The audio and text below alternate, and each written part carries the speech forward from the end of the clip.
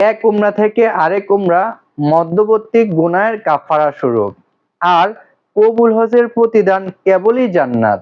সুবহানাল্লাহ। আসসালামু আলাইকুম ওয়া রাহমাতুল্লাহি ওয়া বারাকাতুহু। প্রিয় দর্শক, পূর্বের একটি ভিডিওতে আমরা জিলহজ মাসের প্রথম 10 দিনের তাৎপর্য ও গুরুত্ব সম্পর্কে জেনেছিলাম।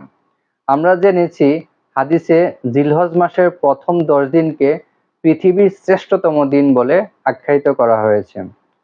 আজকে আমরা জিলহজ মাসের প্রথম 10 দিনের 10টি গুরুত্বপূর্ণ আমল সম্পর্কে জানব ইনশাআল্লাহ। জিলহজ মাসের প্রথম 10 দিনের 1 নাম্বার গুরুত্বপূর্ণ আমল হচ্ছে চুল ও নখ না কাটা। জিলহজ মাসের চাঁদ দেখা থেকে শুরু করে পশু কুরবানি দেওয়ার আগ পর্যন্ত চুল ও নখ না কাটা মুস্তাহাব। এই সম্পর্কে উম্মে সালমা রাদিয়াল্লাহু তাআলা আনহা থেকে বর্ণিত, আল্লাহর রাসূল সাল্লাল্লাহু আলাইহি সাল্লাম বলেন, যে ব্যক্তি জিলহজ মাসের চাঁদ দেখল অতঃপর পশু কুরবানি দেওয়ার ইচ্ছা পোষণ করল, সে যেন পশু কুরবানি দেওয়ার আগ পর্যন্ত চুল ও নখ না কাটে। সহিহ মুসলিম 3656। জিলহজ মাসের দ্বিতীয় গুরুত্বপূর্ণ আমল হচ্ছে জিলহজ মাসের প্রথম 9 দিন ও আরাফাত দিনের রোজা রাখা। আরাফাত দিনের রোজা রাখা খুবই গুরুত্বপূর্ণ।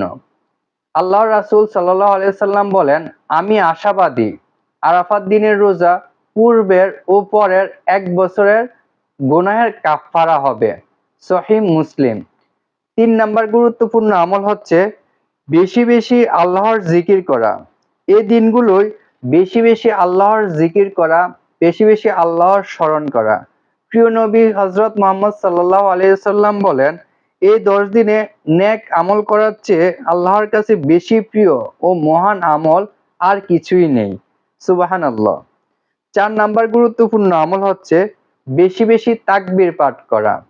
আল্লাহর রাসূল সাল্লাল্লাহু আলাইহি সাল্লাম বলেন, জিলহজ মাসের প্রথম 10 দিন তোমরা বেশি বেশি তাহলিল তথা লা ইলাহা ইল্লাল্লাহ, তাকবীর তথা আল্লাহু আকবার, তাহমিদ অর্থাৎ আল্লাহর প্রশংসা তথা আলহামদুলিল্লাহ বেশি বেশি পাঠ করো।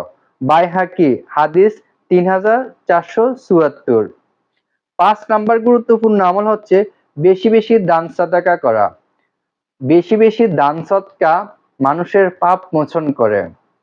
দান সদকা মানুষকে আকস্মিক মৃত্যু থেকে রক্ষা করে। আল্লাহ আমাদেরকে বেশি বেশি দান সদকা করার তৌফিক দান করুক, আমিন।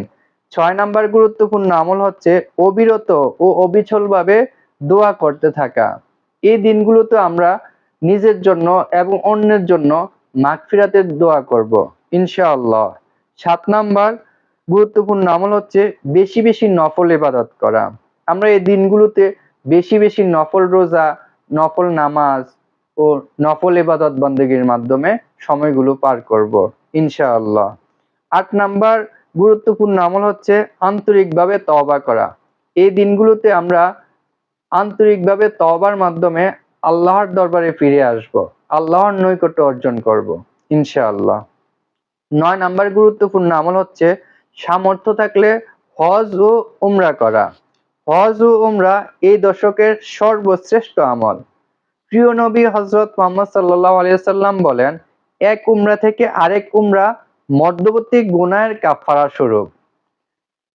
এক উমরা থেকে আরেক উমরা মধ্যবর্তী গুনাহের কাফারা স্বরূপ, আর কবুল হজের প্রতিদান কেবলই জান্নাত। সুবহানাল্লাহ। সহিহ বুখারী হাদিস 1773, সহিহ মুসলিম 3355।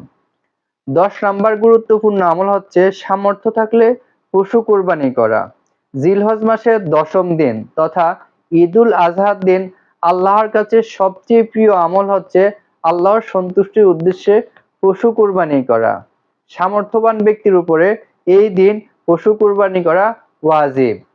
তাই আসুন প্রিয় দর্শক, আমরা এই আমলগুলো করার মাধ্যমে আল্লাহর নৈকট্য অর্জন করি এবং আল্লাহর রাজামন্দি হাসিল করি।